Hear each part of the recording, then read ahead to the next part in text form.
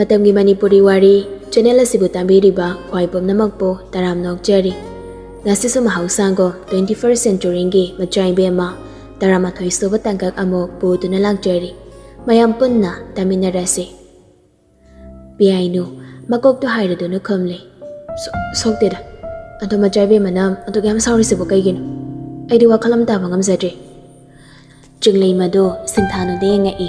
Singthanu asawbado tanaba phanakana di hotnabani adubu yandri. Bisumani du hanadagi karanaksinari. Maitong du hek yengbada suple. Jinglay mana wathokoi batari khandona wadu thaidong naba khamlakle. Asido Machaibemma sa wakal khara nungai daba. Ingonda sawba. Ado sumtai na fam khangdadana mayamda pangtai da tainari. Sawnu ko. Singthanu do wangang nakte. Bredian di jinglay mana pirakriba paukhomdona noknunglura mali. Mamay do nakan amada laythokdona kanaso uhanda lona minog tamli. Aduga muglay silag do na hayrakli. Jalasi, ay pathaningi. Singthanu mang thado na jet pahawkre lehawriba taydo so mari matung ina do na jetli. Piyayno do karino gyan mena may tatandre tawnariba maongdo. Brede na hujak hariba wafam do amarom dadi singthanu na haifam thokpani. Pangangang joran baso kun Ningthouja amagi machano pini ado na mabu ikay kumna bahay basi kun sida layriba pumbagi matawni. Kunja pumba na uwa magdada makok no naribi Machaibemma sida brede na utpa mawong yam na tungali. Ikoy da ba maong ama singthanu na so brede na utli. Anidugi marakto da tungan ba mayam galoy na riba sidagi karat tungan ba mayawang bagom piyayno na ngasi uri. Sauri ni haina singthanu na dawriba do munning salambadi sawba mandaba oina ba manba mawong ama oina urak ba do piyayno magi maral oiradra haina mathanta pukning dalo na khanjay. Marido to padalang phayama haidokdana piyayno bahanan thilamle aduga jinglay mamu amo aduga makhoy ani na mayumlomda punna ngasay nagi chatminariba do kanamanta wangang na de tumin magi thokpa amamam chatnabani. Ujaw ani do lalabade singthanu gi yum layrambani. Sumchalambade breden mangondagi khara khajik hengat na chatlimbe singthanu gi khodang do lamduna pairagli. Maina nagyetta mi obrahayni yengduna. Singthanu khodang pairakpadu da khangbrek khangi masado. Thangama khongthangdu chap lepi. Breden wala ngamte ngangda singthanu bu magi yum layriba domduda oina jingduna purakli. Singthanu ngakpoy kariwoy kayso haida dum inaragli. Breden singthanu bupuduna magi yum manungdu changai. Aduga thongak jay malay ribaduna poron thaduna ngakseli. Pairiba singthanu gi khotumadi thadokte. Makut namaduna yam haisingna loli thongdu maso. Singthanu ngakna breden dengi. Breden singthanu gi khodangdo jena pairi thadokte. Thadokla ri khallabra. Singthanu breden na pairiba magi khotuda yengi. Aduga hanago bisumani do khajik suksindu hairakle. Khoche thado. Wari sase. Khoche thado haibane. Thado ina hairade. Aina saurade. Sauraso thado ina hairade. Aibu fuge haidoribra. Singthanu do khumnakdre machino haifet paithokduna mamaido nakanamada laithokli. Breden singthanu gi makhutto hanadagi hena jena paisilai aduga mangolomda khara chingsilli. Singthanu nakanda yenglambado mamit lauthokduna breden de yengi. Angak pamataw amaga loynena. Breden thawa sade mong handa ba meeting ama singthanu gi thamoy hut na yenglakli. Singthanu breden gi meeting do mijana ba ngamdraduna mamay do nakana khajik laithokli. Breden so nga hagwa ngangde tumin yengi singthanu gi mataw do thamoy irang hawhanbe magi nungsi mataw do. Kaygino adugam sawdo ba? Ingona maram hayro. Singthanu ikairambado mungmang khraga hanagom amo khoidawdu sawnanglakli. Bisum khajik sukjenaduna michina haifet yengai adubu paukhomde pirakte kari paukhom pini paukhom lekte mangonda. Subnadagi thamoyduna ningai tawjarakpani mana insaluba tawda. Karamna thamoy ningai ni hairuni thajabigadra bredena mana thamoy ningai ni haibado phari thamoy ningai ni haibado masatoklasi. Kalakpani thamoyduna atopa nupi nga mga loynambado, atopa nupi da mana yengbado, atopa nupi na mangonda yengbado. Masihayraga na magilem jafam sinakari. Machaibemma ni hayna layriba magilem jafam wahaydo gi marumda laygadra.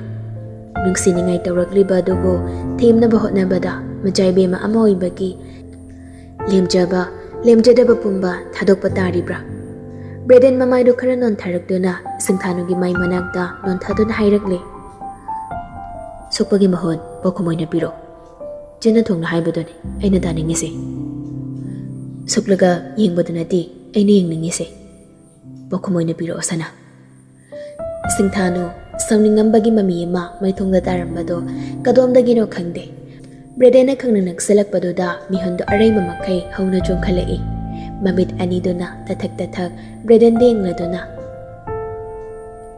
Breden kharaga hena non tharai mamaido Breden gina donna Singthanu gina donna thenglabani Singthanu thabak manungda jongliba mihaldo pokhaiga dauri Breden khonjol du yam tapna na sonaba maongda tamna hairakli Maram hayo natradi aina sidagi hena non tharadi Awai dana daukhalakliba Breden gi matawduna haininglibadu karini haina lausige tasing laba thamoidugi paukhomdo taninglibra natraga mana khangna thawaina anam kanma mataw ottuna machinmakna haihanba pamlibra Singthanu miholda leiba yadre tingak aduk nangna lebliba mabu yengbada mitkopni haiba sukaurure matangduda du yengningduriba thamoidugi maralni haigadra natraga lamhen mimisnani dugi maralni haigadawribra Kodang du kanna paisenbaga kuina paisalakbaga China ma phaurai Singthanu da haujiktada makodu khazik lengna ba honarai bisumani do sukladuna China khangbagi miting ama tatuk Breden di ingladuna Breden kodang do tamna thadorai aduga kodang da pairamba makodo Singthanu gi khwang da kongi tawrokpada ngasaidagi kodang soktana ba honari binupido hek thadorakbaga paiduna thongdo hangdoklaga chenkhre Pokhum amata piramdri adu khaurang nangai jariba Breden gi pokhum amata piramda ikaibudu podona ikaibagi maithongdudi kanjaragi matago maithongdu podona chenkhre hanning biramda pokhum ngai horiba mabo Singthanu mamai ngangang sinna mayumlomda galak chenselai mangolda mamai bemado phamdana leirambado ma kari so hairamda imunglomda chensenkhre manga leima thamoida hanadagi poklakpa jingnabado Ngasigi machagi matawadona hena chignaba ma hapkre Karigi dug ingjabi mamon tanong tuna leijabi magi majana ngasi dug ikaiba mataw uladona mamawaibi mangonda phauba hanne ngamda chensinkriba Karigi haiba wahangsima mangalay magi koktoda ungdana leihaude Somdana poireido tasingna maso Breden bu kaurabra kaude kaubo ngamoy karamna su kaugani adu nungsiba masubo Ningsingi migup koding Karam nelamgani haina thamoiduda numit khuding hangliba paukhum phangdraba wahangni haikiba madong inna ma phongna thibadi leple adubu thiri lotna masubo ngamdraba upai puthokduna matai langamna tamba khondagi warido jingnaba madilei adubu tasingna magi masona maphamduda leiri haiba makti ma thajaruba tawdri ma police SP duga phone wari sanari poire maungduna tagli yamna luba wari ni haido Sir, ako ngasi sa chana basim sajari. Kondugi chief to unadraso villagers amta phawba unagi haibag ayaba pitri basine aina ngaklise. Kondugi maramda mayek sin hairung SB. Sir, kondu pangchaw banate. Chawrangna koina sumiyeng bada ayama mitaram gani haibadi thazade. Aduga hariba chingi mafam sida hawjiki khonsena taba atopa neighbor village leite. Sir aduna khonsigi maram thiba khara wai. Makoige duda tariba mising dudi Kari soduna jariba Madu masu direct akangna masimoy gani haibadi khangzadri sir Adubu jingi chingmai ayamba phau hauduna phau thai Asimadi lam neng bada adum khange sir Okay Aishu maphamduda chatpada yaujagani Okay Aisu maphamduda chatpado yaujaning bani Adubu chingoi baduda aigi health condition si natai jarara Aduna aidina khoida sinari basiniko Sir Ekoi ki best level do honan jagi sir. Adu gai ga pau phongna haibasimadi dang kana da so haibiyadi. Ai gi jasing da so haigadu. Pani sir. Okay. Thamo dudi. Any update leibaga ibu khanghalo. Yes sir. Poirei matam mamada Manipur Police Department da DIG na thabak tawrambani. Miyok michan phabani makha thaba singbo aduki matik luna khanjabani. Maram aduna ngasi mana thabak-tagi potharabasi phawbada magi wa kananaso hektokpa ngamda makok nona yanaribani. Asomna hawjik sumagi laijaba sakti pumba sizinaduna masuba thiri lona kanaso khanganda mathanta. Machanupa tombana masuba thiba suma khangi. Machana masugi maramda hawjik phawgi lairiba condition seda kadayawna khanglaba haibadu maso ma khangli. Hanga abadi haiko haibagi ayaba ma mana police ta piri. Loina magpidrabaso chawrakpa mapibagi ayabadumadi poirina piri. Ayabaduna sukhangbani langamna hawjik lairiba condition adogi kharamakaido. Somda chance to kakngawnari karino mama mapa anina hanak tawkhalagliba maong asi ma khanjalubada kakngawnari. Karigumba ma tawba khoding mangondagi lotnaba hotnaba manba ama itaw tawkhalakpado toina tawrakli. Ngan makai nongda khanjalode adubu handakti wakaldu yamna khanjilli. Manaw mangkibagi waraba wakal marakta nong makangda mamaga mapagana thabaki chiliba. Mabuna takhanba yaba khara takhalanga atopa thabak yahandaba lona wari sambagi mong ama hek tawkhalaklibado mabu hek ubaga wa thaidokpa manba ma handak marak asida kana tawkhalakli. Thabak khoding matungi khaamdaba yariba makai thuna loishinbagi maong amasu tawri. Hawjiksu ngairi maniga Ningthoujabu ngasi so hanago mabu thanamlaga meeting lai haiduna jatkri. Charles ngasi di hanglagi haina chap yungna khallabani. Aduna hotel gi room dogi sofa duda tumin yengkiba meeting do hongda wakal le khanba yaba wakal mayam ama sagaladuna oithokpa yaba yadaba kaya ama wakal manung duda thiraduna tumin phamli. Phana kuina dum phamlaba matung mani hoi so halakli. Ngasi machanupa na makhoi ngaibagi maongda phamduna lerambado matay manaw anido hairap yengni. Adubu kariso khandaba saduna machagi nakanda jangsanduna phamthai. Manina Kaidawre chawba Baba Mama Kaidawragin hay jamba Mama hoida kay hayninge Hayningbado hayudana Aigi wakalda lairibasi Tingna mamayamsi amta kokhanbiyo Icha kari chingnare Babaga mamaga da aingondagi arotpa ma thamlibasi kaino Singna haybiyo Nachada arotpa thambigano Ima babana lawba decision do nachana respect tawjagi Aduna nachara secret thambigano Maniga Ningthouja do amaga haifeding ni Kari khomni haibagi meeting ama Machana do confident leina makhoida wa ama mangondagi lotle hairakliba maong do khangda khanglabagum hairakpani Aduga mirak tinba miyam loina duna misingna singlaba makhoigi machanupa ahal chance ta pinaba atopa excuse ama sulaite makhoi anigi maphamda Haidokpa tambani asingba wafamdo karino makhoina tawriba majabu khanganda lona Mani sora sangmama machinagi kam thora e aduga makot khusa singda lona raduna machanupa ding lakli Charles paukhum ngairi Charles paukhum ngairi haibagi meeting ama mapa dingli Ichada lotloi karigi salot kani chadaba hangakani khanna ngairibani aduga khoise nakhoigi na panamani akoina nakhoigi mangnabadi khak tawroi Lona tawi haida akoina fataba tarungani haida nangna chingnaba phawrambasу yai adubu phawgana akoina tawriba arotpa sida ichasingna sokadaba karisu yaholoi Charles bunna tari mapan hairibado marak thattuna so yasallude makatan hairakadariba wado ma ngairi Ningthouja mu makha samtharanduna ichasingi apamba mama mapa moida akoina ngammi haiduna manbirabra haida tattana khandaba nate Adubu ichasingna adumna khallabaso akoina dina khoibo adumna khankiba leite Supnagi maning tamba chawkhatpa punsi ma ichasingda pinanglaba khaktani amuk sukhali akoina piningliba makhalgi punsi asina ahian ba wamboina hapla jana hapsa haplamni ichasingda madi nakhoibo nungsijariba pumbada akoi khakta oiramni nakhoibo dugumba punsida hinghanba pamli basi Ningthouja wa ngangna khonjal ningnakni makha taba ngamje wado Charles mama bu haifet konsin bira e aduga mapada mu ansinduna yenga e wado makha tambiyo haina haijabagi meeting ama mani sa wado makha taradon hairakli Nabokna napuna nakurana na domjana nakhoibo kayam nangsijaba akoina di jani phaninglibani haiduna inaktada thamduda nungaibani na khanduna Chawkhalaba lebak singi punsi marel Chawkhalaba wakhalon mayamse ꯅꯈꯣꯏꯕꯨ ꯆꯨꯁꯤꯟꯍꯟꯕ ꯉꯝꯅꯕ ꯍꯣꯠꯅꯔꯤꯕꯁꯦ ꯑꯩꯈꯣꯏꯒꯤ ꯌꯥꯝꯅ ꯆꯥꯎꯕ ꯑꯁꯣꯏꯕ ꯑꯣꯏꯔ ꯃꯥꯜꯂꯦ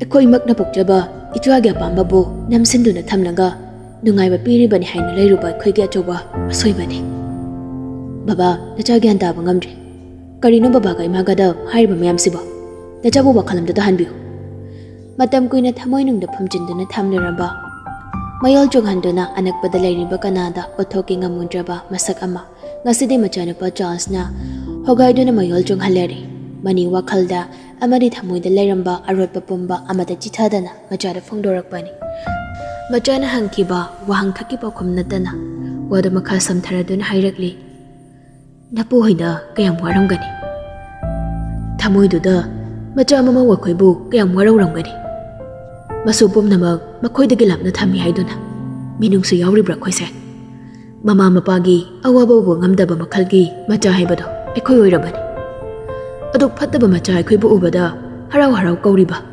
ꯍꯔꯥꯎ ꯍꯔꯥꯎ ꯑꯩꯈꯣꯏꯕꯨ ꯅꯨꯡꯁꯤꯅ ꯂꯣꯏꯅꯔꯤꯕ ꯅꯈꯣꯏꯕꯨ ꯎꯕꯃꯛꯇꯗ ꯊꯃꯣꯏꯗ ꯄꯦꯟꯕ ꯄꯣꯛꯂꯤꯕ ꯌꯦꯡꯉꯨ ꯆꯧꯕ ꯃꯈꯣꯏꯒꯤ ꯊꯃꯣꯏꯗꯣ ꯑꯩꯈꯣꯏꯒ ꯀꯌꯥꯗ ꯈꯦꯠꯅꯈ꯭ꯔꯕꯅꯣ ꯕꯕꯥ ꯅꯈꯣꯏꯅꯁꯨ ꯅꯄꯨꯅꯕꯣꯛ ꯑꯇꯩ ꯐꯦꯃꯤꯂꯤ ꯃꯦꯝꯕꯔꯁꯤꯡꯒ ꯄꯨꯟꯅ ꯂꯩꯃꯤꯟꯅꯕ ꯀꯌꯥꯒꯤ ꯃꯇꯤꯛ ꯄꯥꯝꯂꯤꯕ ꯑꯗꯨꯕꯨ ꯀꯔꯤꯁꯨ ꯍꯥꯏꯕ ꯉꯝꯖꯗ ꯇꯨꯃꯤꯟ ꯂꯩꯔꯤꯕ ꯃꯆꯤꯟ ꯈꯔ ꯌꯥꯡꯕ ꯅꯅꯥꯎꯅ ꯑꯩꯈꯣꯏꯗ ꯇꯠꯇꯅ ꯅꯤꯡꯉꯥꯏ ꯇꯧꯔꯤꯕ ꯑꯩꯈꯣꯏꯅ ꯇꯥꯁꯤꯟꯅꯗꯅ ꯂꯩꯔꯨꯕ ꯏꯔꯥꯜꯗꯨꯒꯤ ꯗꯟꯗꯤꯅꯤ ꯉꯁꯤ ꯃꯄꯨ ꯃꯥꯅ ꯑꯩꯈꯣꯏꯗ ꯄꯤꯔꯤꯕ ꯍꯔꯥꯎꯅ ꯂꯧꯐꯝ ꯊꯣꯛꯄꯅꯤ ꯀꯔꯤꯒꯤꯁꯨ ꯌꯦꯠꯂꯨꯅꯤ ꯍꯧꯖꯤꯛꯇꯤ ꯂꯥꯜꯂꯦ ꯈꯪꯂꯕ ꯂꯝꯕꯤꯁꯤꯗ ꯑꯃꯨꯛ ꯆꯠꯂꯔꯣꯏ ꯑꯩꯈꯣꯏꯅ ꯇꯧꯔꯤꯕ ꯕꯤꯖꯤꯅꯦꯁ ꯄꯨꯝꯕ ꯑꯃꯠꯇ ꯆꯤꯊꯗꯅ ꯂꯣꯏꯁꯤꯟꯕ ꯄꯥꯝꯃꯤ ꯑꯗꯨꯒ ꯂꯩꯔꯤꯕ ꯄ꯭ꯔꯣꯄꯔꯇꯤ ꯄꯨꯝꯅꯃꯛ ꯌꯣꯟꯊꯣꯛꯂꯒ ꯅꯕꯣꯛꯈꯣꯏꯒ ꯄꯨꯟꯅ ꯂꯩꯕ ꯏꯄꯥꯈꯣꯏꯅ ꯄꯥꯝꯃꯤ ꯅꯈꯣꯏꯕꯨꯁꯨ ꯅꯄꯨꯅꯕꯣꯛꯀꯤ ꯃꯤꯅꯨꯡꯁꯤꯒꯤ ꯃꯔꯨꯝꯗ ꯂꯩꯍꯜꯂꯒꯦ ꯍꯥꯏꯅ ꯏꯄꯥꯅ ꯈꯜꯂꯤ ꯑꯗꯨꯅ ꯆꯥꯎꯕ ꯄꯨꯝꯅꯃꯛ ꯂꯣꯏꯁꯤꯟꯅꯕ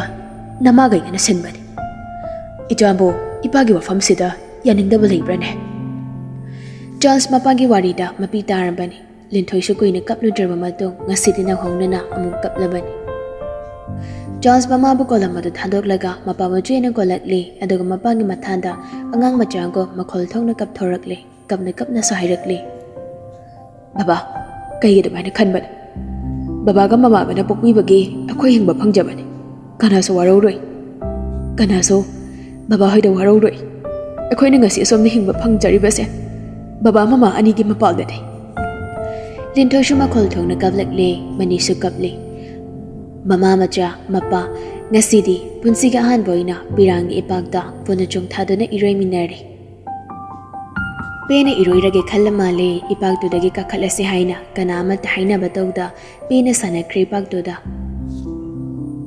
ꯁꯤꯡꯊꯥꯅꯨ ꯏꯀꯥꯏꯔꯦ ꯃꯥ ꯇꯁꯦꯡꯅ ꯏꯀꯥꯏꯔꯦ ꯑꯗꯨꯛ ꯑꯣꯏꯅꯔꯨꯕꯅꯤ ꯑꯗꯨꯃꯛ ꯌꯧꯅ ꯕ꯭ꯔꯦꯗꯦꯟꯅ ꯃꯉꯣꯟꯗ ꯇꯧꯔꯛꯀꯅꯤ ꯍꯥꯏꯕꯗꯤ ꯃꯥ ꯊꯥꯖꯔꯨꯗꯕꯅꯤ ꯑꯗꯨꯕꯨ ꯊꯥꯖꯗꯕꯗꯨꯅꯤ ꯉꯁꯤ ꯃꯉꯣꯟꯗ ꯊꯥꯖꯗꯅ ꯇꯧꯔꯛꯂꯤꯕ ꯃꯊꯪ ꯊꯦꯡꯅꯕꯗ ꯀꯔꯤ ꯍꯥꯏꯅꯤ ꯀꯔꯤ ꯄꯥꯎꯈꯨꯝ ꯄꯤꯒꯅꯤ ꯃꯥ ꯀꯣꯛ ꯉꯥꯎꯔꯦ ꯈꯟꯐꯝ ꯈꯪꯗ꯭ꯔꯦ ꯑꯃꯨꯛ ꯊꯦꯡꯅꯕꯒꯤ ꯋꯥꯔꯤꯗꯤ ꯇꯣꯛꯈ꯭ꯔꯒ ꯃꯥꯕꯨ ꯕ꯭ꯔꯦꯗꯦꯟ ꯎꯕ ꯉꯝꯈꯤꯒꯗ꯭ꯔꯥ ꯍꯥꯏꯕꯁꯤꯅ ꯋꯥꯍꯪ ꯑꯃ ꯑꯣꯏꯅ ꯑꯣꯏꯔꯔꯤ ꯏꯀꯥꯏ ꯈꯪꯗꯕꯤ ꯇꯥꯔꯗ꯭ꯔꯥ ꯃꯥꯅ ꯍꯦꯟꯅ ꯄꯪꯈꯟꯗ ꯈꯟꯖꯤꯟꯕ ꯇꯥꯔꯗ꯭ꯔꯥ ꯍꯥꯏꯅ ꯃꯥ ꯇꯔꯪ ꯆꯠꯂꯤ ꯅꯨꯃꯤꯗꯥꯡꯒꯤ ꯆꯥꯛ ꯊꯤꯜꯂꯛꯇ꯭ꯔꯤ ꯍꯥꯟꯅꯗꯒꯤ ꯌꯦꯡꯉꯨꯔꯕꯗꯤ ꯈꯔꯗꯤ ꯊꯦꯡꯂꯕꯅꯤ ꯑꯗꯨꯕꯨ ꯂꯥꯛꯇ꯭ꯔꯤ ꯕ꯭ꯔꯦꯗꯦꯟꯁꯨ ꯃꯥꯅ ꯂꯥꯛꯀꯗꯕ ꯂꯝꯕꯤꯗꯨꯗ ꯌꯦꯡꯗꯨꯅ ꯉꯥꯏꯔꯤ ꯐꯅꯌꯥꯝ ꯊꯦꯡꯂꯤ ꯃꯝꯂꯤ ꯃꯝꯂꯤ ꯇꯧꯔꯕ ꯃꯇꯥꯡꯗꯨꯗ ꯆꯤꯡꯂꯩ ꯃꯗꯨ ꯆꯥꯛ ꯄꯨꯗꯨꯅ ꯂꯥꯛꯂꯤ ꯕ꯭ꯔꯦꯗꯦꯟ ꯆꯤꯡꯂꯩꯃꯩ ꯑꯣꯏꯅ ꯂꯥꯛꯄꯗꯨꯗ ꯉꯛꯂꯞ ꯇꯧꯅ ꯌꯦꯡꯂꯤ ꯂꯩꯃ ꯃꯥꯗꯤ ꯁꯅꯥꯗꯤ ꯏꯄꯥꯈꯣꯏꯒꯤ ꯊꯕꯛ ꯋꯥꯠꯂꯤ ꯑꯩꯕꯨ ꯑꯣꯏꯅ ꯊꯤꯜꯂꯣ ꯍꯥꯏꯗꯨꯅ ꯊꯤꯜꯂꯛꯏꯅꯦꯕꯣ ꯆꯤꯡꯂꯩ ꯃꯗꯨ ꯆꯥꯛꯇꯨ ꯃꯥꯡꯒꯣꯜ ꯃꯆꯤꯗꯨꯗ ꯊꯝꯃꯛꯏ ꯑꯗꯨꯒ ꯑꯃꯨꯛ ꯍꯟꯗꯨꯅ ꯆꯠꯀꯦ ꯇꯧꯕꯗꯣ ꯕ꯭ꯔꯦꯗꯦꯟꯒꯤ ꯋꯥꯍꯩꯅ ꯈꯥꯝꯃꯛꯏ ꯂꯩꯃ ꯑꯝꯇ ꯉꯥꯏꯈꯣ ꯆꯤꯡꯂꯩ ꯃꯗꯨ ꯃꯃꯥꯏ ꯑꯃꯨꯛ ꯂꯩꯁꯤꯜꯂꯛꯇꯨꯅ ꯈꯨꯝꯂꯛꯂꯤ ꯀꯩ ꯍꯥꯏꯒꯦꯕꯣ ꯁꯅꯥꯗꯣ ꯑꯩꯒ ꯋꯥꯔꯤꯕ ꯁꯥꯟꯅꯁꯦꯅ ꯍꯥꯏꯕꯤꯌꯨ ꯃꯥ ꯉꯁꯤ ꯍꯌꯦꯡꯗꯤ ꯋꯥꯔꯤ ꯁꯥꯁꯦ ꯍꯥꯏꯕ ꯌꯥꯔꯛꯇꯧ ꯃꯥꯟꯗꯦ ꯏꯕꯣ ꯌꯥꯗꯕ ꯌꯥꯔꯣꯏ ꯅꯪꯅ ꯈꯔ ꯍꯥꯏꯌꯨ ꯏꯕꯣꯡ ꯍꯥꯏꯕꯨꯗꯤ ꯍꯥꯏꯒꯦ ꯑꯗꯣ ꯌꯥꯔꯛꯇꯧꯗꯤ ꯃꯥꯟꯗꯦ ꯑꯩꯕꯨ ꯃꯇꯝ ꯈꯔ ꯏꯕꯨꯡꯒꯤ ꯆꯥꯛ ꯊꯤꯜꯂꯨ ꯍꯥꯏꯅ ꯁꯤꯟꯅꯔꯛꯏ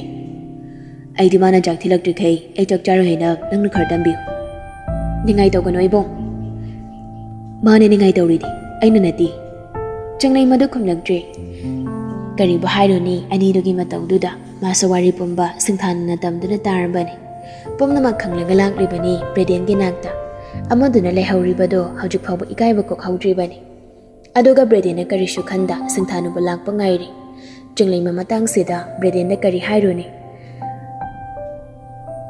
Haibabudi hairagebo, yarakdadi aina nate koibo. Chunglima do prab lai, Singthanu mabu ngai tuna leirami, pamungda pamlanga. Chunglima na langpaga nang hauraroi matangkom hampi tawdun hairakli. Laima, kiki hairake. Chunglima changsanduna pamung machida pamladuna. Nangna thilakdradi chak jaroin hayo. Nanga wari saningi yadaba yaro hayo haidana kan hairi. Kainu banu maba. Aina somda utpa phawa ngamarai maisi.